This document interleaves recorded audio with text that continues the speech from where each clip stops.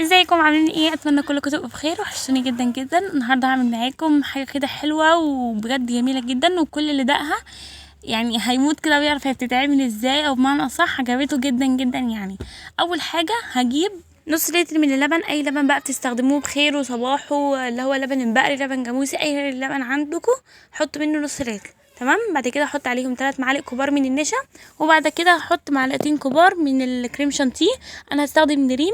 لو انتوا عايزين تستخدموا اللي هو كريم شانتيه السايب اللي هو الخام، او اللي بيبقى فيه نسبة سكر بودرة، برضو استخدموه عادي، ما فيهاش حاجة. كده كده اصلا احنا نحط سكر ونحط حاجات تبقى مخلية البتاع اللي احنا نعمله مسكر كده. هو بيقولوا عليه بودنج ابيض. تمام. هحط 4 معالق كبار من السكر وهدوبهم كويس جدا بحيث ان كله يدوب كده في بعضه، والنشا تدوب كويس وما تعملش تكتلات لما اجي احطها على النار. انا كده كل بقلبه على البارد زي ما انتم شايفين. هدوب كله كويس جدا بحيث ما يبقاش فيه نشا في الجنب او في اي حته. في خطوتين بقى جايين، دي اختياري، لو عايزين تعملوها اعملوها، لو انتوا مش عايزين تعملوها ما تعملوهاش. انا دلوقتي حطيت الخليط بتاعي خلاص على النار، وبقلب فيه كده زي ما انتوا شايفين. اول ما يبدا يسخن كده هحط عليه قشطه اللي هي بوك ديت. اي نوع قشطه عايزين تحطوه حطوه، بس الا القشطه اللي بتتجمن على وش اللبن بتاعنا. يعني اي قشطه معلبه حطوا علبه كامله. تمام. لو انتوا عايزين تستبعدوا الخطوه ديت استبعدوها، لكن ما تحطوش قشطه من اللي هي البقري او اللي هي التانية الجاموسي. تمام. هنزلها كلها وهبدا اخلطها كلها في بعضها بحيث انها تدوب كويس جدا. ومش هفصل الكاميرا عشان اوريكم اللي هي هتدوب وهتفصل ومش هيبقى لها اثر. طبعا في ناس بتحبش طعم القشطه في الحلويات او في ايا يكن هي ايه، بس بجد مش هتحسوا بطعمها خالص. انا زيكم كده، بس لما اكلتها ما حسيتش بطعم القشطه نهائي. الناس بقى اللي عايزه تخلي السكر زياده شويه ومش هيحطوا شوكولاته، دي الخطوه التانية اللي عايزه اقولك عليها. لو حد عايز يستبعدها يستبعدها. مكعب شوكولاته كده كبير خام اللي هو لونه ابيض ده، لو عايزين تستبعدوه استبعدوه، لو عايزين تحطوه حطوه، بس هو بيزود السكر بس في البودنج. لو انتوا عايزين تستبعدوا الشوكولاته تقدروا تحطوا معلقتين كمان سكر. تمام. هبدا اخلط كل ده في بعضه زي ما انتوا شايفين. انا بدوب قدامكم القشطه عشان تشوفوا ان هي هتدوب ومش هيبقى لها اثر خالص، عشان في ناس بيقولوا انها ما بتدوبش وبتفضل متكتله كده في الخليط بتاعنا. ابدا اخلطها كده. طبعا شايفينها هي لازقه ازاي في المضرب بتاعي. انا بس بوريكم هي عامله ازاي عشان لما اخلطها تلاقوا فعلا ان ملهاش اثر في الموضوع، والخليط بتاعي بدأ يتقل كده زي البشاميل، بس ده بشاميل بقى على مسكر شويه نقدر نقول عليه كده. هبدا اخلط كده كله بسرعه على النار. طبعا دي نار متوسطه. وزي ما قلت لكم لو عايزين تحطوا مكعب الشوكولاته تقدروا تحطوه دلوقتي، يعني في اللحظه دي تقدروا تحطوه. دلوقتي هنلاحظ ان القشطه خلاص بدات ما يبقاش ليها اثر خالص. زي ما انتم شايفين المضرب كده بيطلع اللي هو ما عليهوش حاجه او ما فيهوش اي تكتلات من القشطه. اول ما الخليط بتاعي يبدا يتقل كده زي البشاميل بس مش يتقل على الاخر، يبقى بالشكل كده هقفل عليه. خلاص هو ده اللي انا عايزاه. هجيب بقى 3 باكو من الاوريو. انا جبت الاوريو اللي هو بيبقى توينز، يعني في بدل العمود 2. هبدأ اطحنه كده بأي حاجة عندي. لو عايزين تطحنوها في الكبة اطحنوها، بس تبقى اللي هي تبقى خلاص طرية قوي.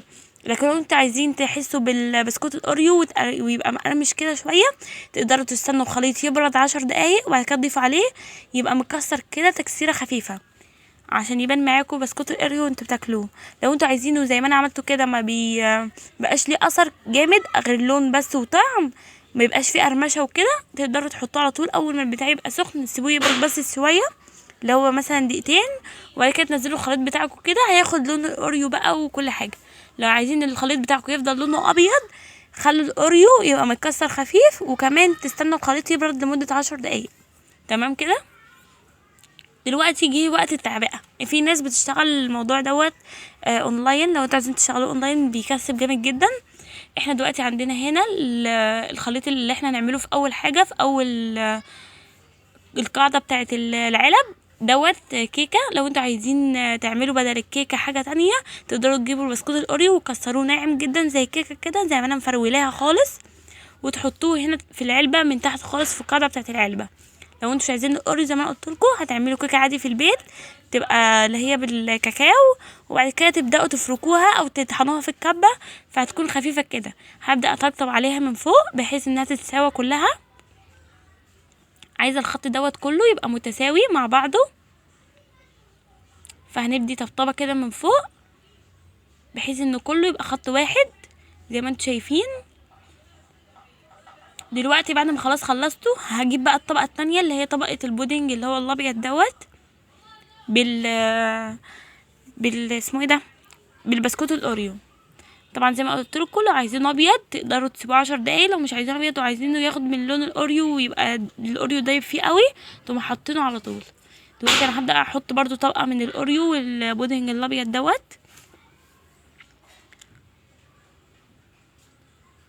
نحاول على قد ما نقدر نعمل طبقات متساويه، ما نكترش حاجه عن حاجه. دي تاني طبقه، لسه فاضل طبقه اخيره وهقولها لكم بعد ما اخلص اللي انا بعمله دلوقتي ده. هنتكها كده بحيث انها تبقى متساويه. بصوا خطها مستقيم. هنسيبها على جنب بقى وندخلها التلاجة بعد ما نخلص كل الكمية بتاعتنا. ندخلها التلاجة لمدة 5 دقايق كده تبرد وتاخد تشميعة كده من فوق. بعد كده هنسيح مكعب شوكولاتة، انتوا ممكن تجيبوا تمن شوكولاتة خام وتسيحوها، وبعد كده نحط عليها شوية لبن وهي سخنة كده وسايحة في بعضها. هنبدأ نخلط اللبن بتاعنا كده كويس بالشوكولاتة لحد ما يبقى عامل قوام كده اللي هو الشوكولاتة سودة وسايحة وجميلة كده، اللي هي مش تبقى تقيلة خالص، لا انا عايزاها تبقى سايحة كده في بعضها وتبقى كريمي كده شوية. فلو احتاج منك تاني شوية لبن تقدري تحطي، كل ما بتحطي لبن كل ما كمية الشوكولاتة بتبقى معاكي كتيرة شوية، بس ما تزودش على الاخر يعني يا جماعة. يعني انا هحط كمان شوية عشان عايزاها تبقى اخف من كده وتبقى اكتر من كده شوية. طبعا انتوا على حسب ايه الكمية بتاعتكم. هبدأ ادوب كل ده كده في بعضه بالشكل دوت كده بحيث انه يبقى طري خالص كده وكريمي وخفيف. تمام، هبدأ اعملهم كده. خلاص انا كده خلصت. يلا بقى بينا نجيب البودنج بتاعنا من التلاجة والكيكة بتاعتنا بعد ما خلاص خدت تشميع نجيبها واقول لكم احنا هنعمل ايه دلوقتي.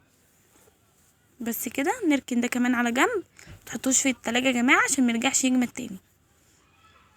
طبعا شايفين العلب مشبرة ازاي من فوق. هبدأ افتح عليها كده، شايفين اخد تشميعة خلاص. هبدأ اجيب بقى الخليط بتاع الشوكولاتة بتاعي اللي انا عاملاه كده، في ناس بتقول عليه توبينج حاجة زي كده. هبدأ انزل شوية مش كتير وهبدأ اوزعهم في العلبة بتاعتي، وبرضه احط شوية هناك في العلبة التانية برضه مش هكتر. وهبدأ احرك البولة بتاعتي او العلبة بتاعتي بحيث ان هي تاخد الشوكولاتة كلها على الشكل بتاع العلبة من فوق. انا عايزة طبقة خفيفة، ما تكتروش الشوكولاتة يا جماعة، هي شوية تبقى حركوها كده شوية وتستنوا، تحركوها شوية وتستنوا هتلاقوا بصي بتمشي معاكم ازاي. هكمل واوريكم شكلها. ده بقى شكلها خلاص. هنجيب بقى واحدة اوريو وهنفكها كده من بعضها، نشيل الطبقة البيضة ديت وهنحط البسكوتة الاوريو كده في النص زي ما انتم شايفين، وهحط الناحية التانية برضو. وبكده يعتبر الموضوع بتاعنا كده خلص وجميل، واصلا حاجة كده سهلة وبتبقى في الحر جميلة قوي بتطلع القلب بمعنى صح. حطوها بقى في التلاجة الشوكولاتة بتاعتنا تجمد ويبقى شكلها حلو. ومتنسيش بقى تدعموني باللايك والاشتراك في القناة وتعملوا لي كومنت، ومتنسوش تجربوا الوصفة وتقولي ايه رأيكم، واستنوني في حلقة جديدة. مرحب مرحب يا هلال